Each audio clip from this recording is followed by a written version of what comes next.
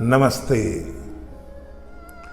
गीता में बताई गई है कि जब हम भगवान को भूल जाते हैं यानी उनसे विमुख हो जाते हैं, तब हमें किसी न किसी योनि में जन्म लेना पड़ता है और वहां हम शरीर संसार के साथ अपना संबंध मान लेते हैं और बार बार जन्मते मरते रहते हैं।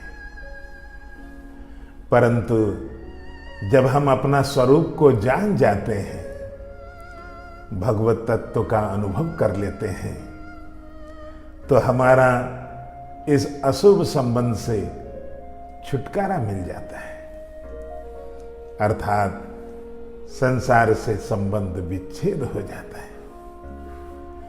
हम सोचते हैं कि हम संसारी हैं, जन्मने मरने वाले हैं, यहीं रहने वाले हैं, पर यह बात बिल्कुल गलत है, क्योंकि हम भगवान के अंश हैं, भगवान के धाम के वासी हैं।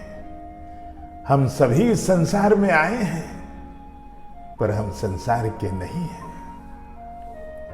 इसलिए भगवान कहते हैं कि ममे वंश जीव लोक जीवभूत सनातन मना षष्ठानि इंद्रियाणि प्रकृति स्थाने कर्षति।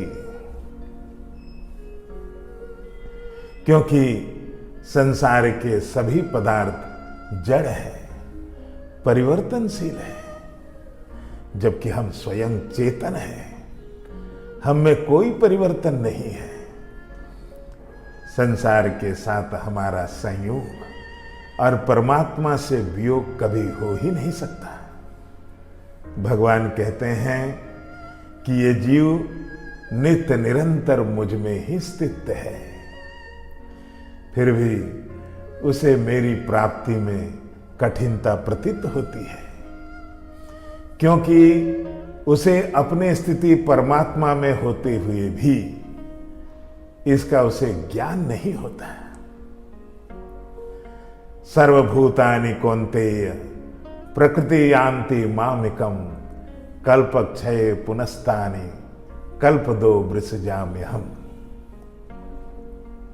हम सभी प्राणी प्रकृति और उसके कार्य जैसे शरीर आदि के साथ कितने भी घनिष्ठ संबंध बना लें, पर उसके साथ हम एक हो नहीं सकते, और परमात्मा से कितनी भी दूरी बना लें, पर उनसे अलग हो नहीं सकते, क्योंकि हम सभी परमात्मा से प्रकट हुए हैं, परमात्मा में ही स्थित है और एक दिन परमात्मा में लीन हो जानी है।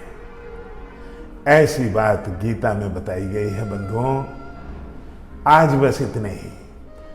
आगे चलकर हम गीता के किसी और प्रसंग पर विचार करेंगे। नमस्ते।